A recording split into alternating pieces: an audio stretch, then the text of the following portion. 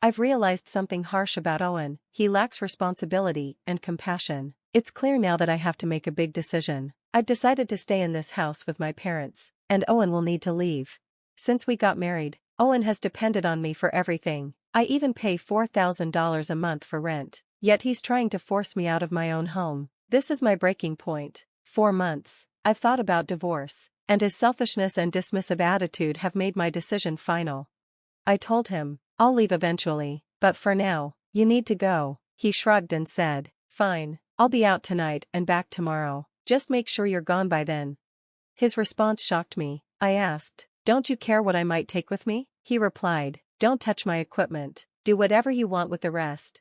His attitude left me stunned but determined. If he's giving me control over the household items, I'll use this chance wisely. I've already started planning. If needed, I'll hire someone to help pack up everything I care about. Owen needs to face the consequences of his actions.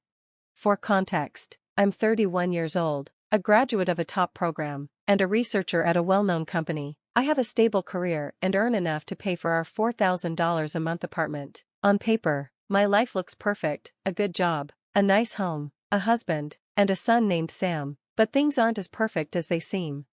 That rent is a big strain on my budget, even with my salary. The bigger problem is Owen. At 32, he's still chasing his dream of becoming a musician. I used to admire his passion when he performed at small venues, but that was years ago. His part-time income is unreliable, and his dream feels more like a fantasy.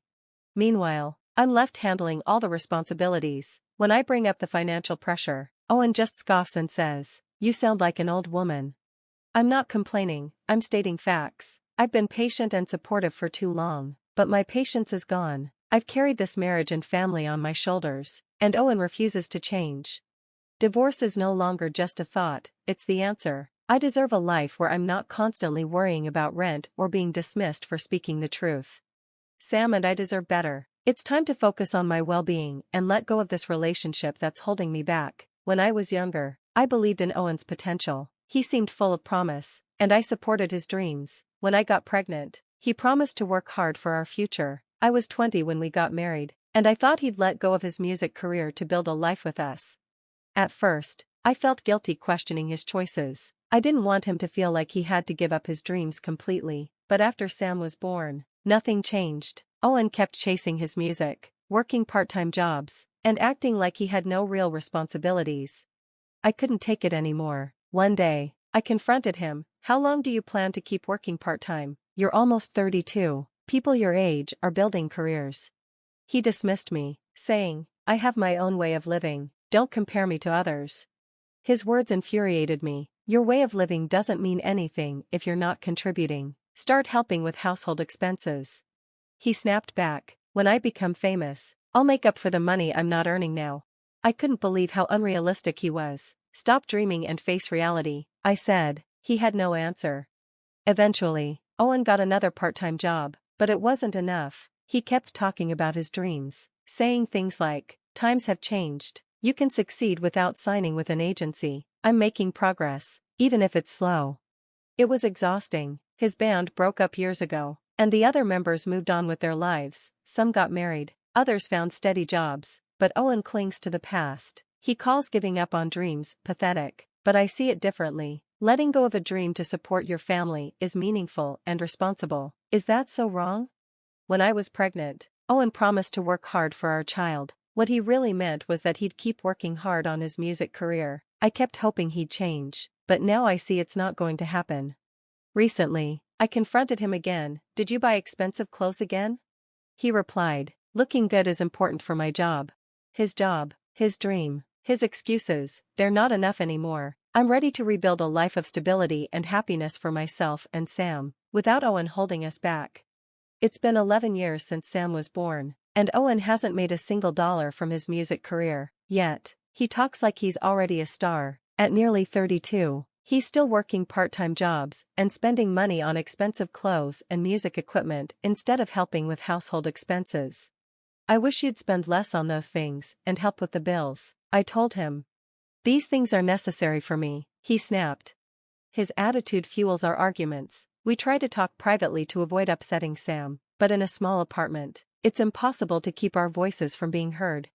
I've had enough. It's time for Sam and me to move on. Sam often overhears our arguments, and that's one reason I thought about moving to a bigger place. As Sam grows, the apartment feels smaller. He's 11 now, and I told Owen, this place is too small, should we move?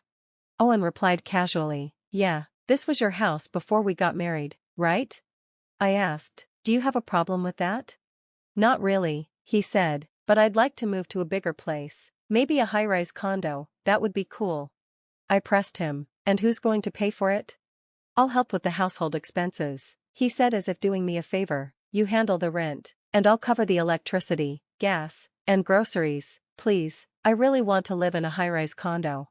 His small offer to help gave me a tiny flicker of hope. Maybe this move would finally push him to value money and take responsibility. I agreed, saying, I'll look for a place, but since I'm paying the rent, I get to choose where we live.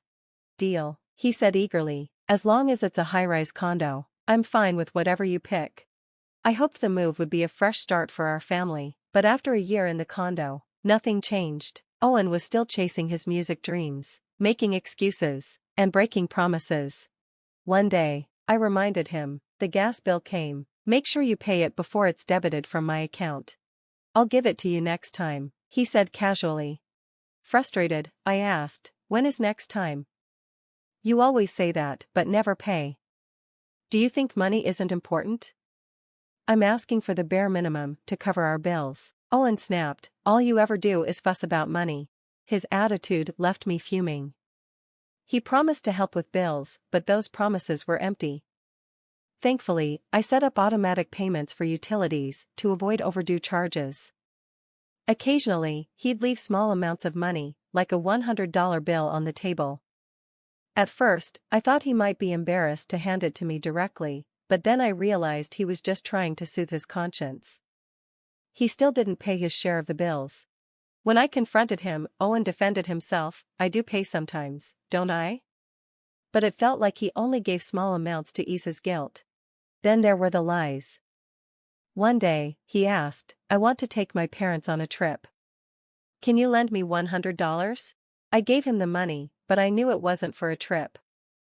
Owen often lies to get pocket money, likely using it to treat his friends or buy something unnecessary. Meanwhile, I'm left paying $4,000 a month in rent. I thought moving to the condo might inspire him to take work more seriously, but he continues to let me down. I can't save for the future like this. I'd rather use that money for something meaningful, like Sam's education or our retirement. I've thought about divorce before, but now it's becoming a real option. Then Owen said something that made my decision clear. Hey, we have an unused room, right? I was thinking of clearing it out and making it a space for my parents, he said. Surprised, I asked, a room for your parents? Are you saying they'd move in with us? My parents are getting older. We can't just leave them alone, he said, trying to sound noble. I know Owen well enough to see through him. He talks big but rarely follows through. Who does he think pays the $4,000 rent? I also cover all living expenses and our son's education. The idea of taking on the responsibility of his parents as well was unacceptable. I'm against it, I said firmly. Don't answer so quickly. Think about it for a while, he urged. I have thought about it, and my answer is no, I replied. Why are you being so stubborn? What's wrong with taking care of my parents? Are you telling me to abandon them? You're heartless, he snapped. To an outsider, I might sound selfish, but the problem isn't his parents, it's Owen. If they moved in, I knew I'd be the one taking care of them, just as I already handle everything else in this household. I will not live with your parents, I said resolutely. Owen glared at me. Fine, I'll live here with them. You need to leave. I couldn't believe what I was hearing. Since we got married, Owen had been entirely dependent on me, and now he was trying to kick me out of the house I pay for. His selfishness and irresponsibility made my decision crystal clear. Fine, I said coldly. I'll leave. Good. Pack your things and get out quickly. I'll be back tomorrow evening. Make sure you're gone by then. Are you sure you don't want to check what I might take with me? I asked. Don't touch my equipment. Do whatever you want with the rest, he said before storming out. With Owen gone, a strange sense of freedom washed over me. As I stood there, my 15-year-old son, Sam, stepped out of his room. "Mom, I'll help you pack." "I'll go with you too," he said softly, trying to comfort me. His words broke my heart. Whenever Owen and I fought, Sam would quietly retreat to avoid the tension. As a parent, it crushed me to see my child feel like he had to tiptoe around us. "Where should we start, Mom?" he asked. "Start with your own things," I said. "I have something else to handle." I couldn't help but smile bitterly. Owen was about to get a little shock of his own. Grabbing my phone, I made a call. "Hello, I'm sorry for the last-minute request, but could you help us tomorrow?" Once everything essential was packed, my son and I left for a business hotel to figure out our next move. It wasn't ideal, but it felt like the first step toward reclaiming our lives. That evening, as expected, Owen called. I placed my phone on the table, exchanged a glance with Sam, and answered.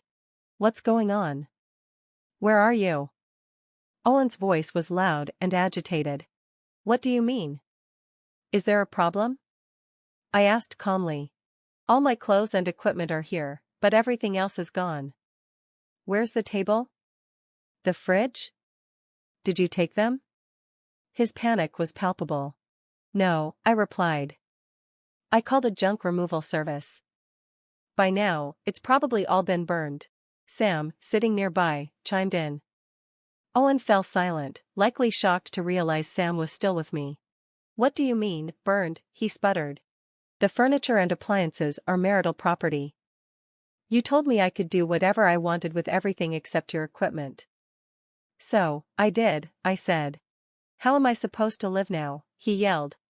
"If you need furniture, buy new ones. In the meantime, use your amp as a chair or wrap your guitar in a towel for a pillow," I replied, unable to keep the sarcasm out of my voice. "That's not funny, how could you do something so nasty?" he snapped. "We're getting a divorce," I said firmly. "Yes, I understand," he replied, trying to sound unaffected. I knew Owen thought this was just another argument, but I had made up my mind. His response only strengthened my resolve.